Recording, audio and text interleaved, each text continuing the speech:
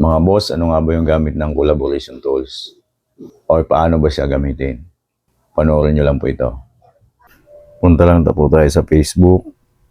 And then, click po natin ito, upload. Kaya hanap lang po natin tayo ng gusto nating i-upload. Halimbawa po ito.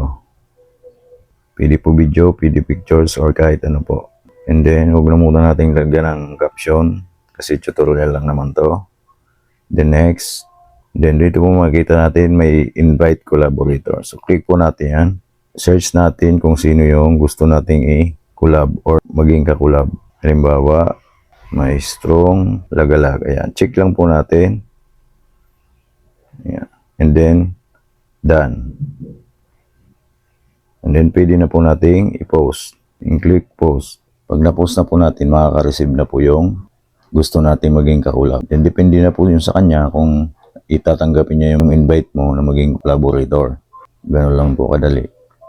Yun lamang po. Maraming salamat po.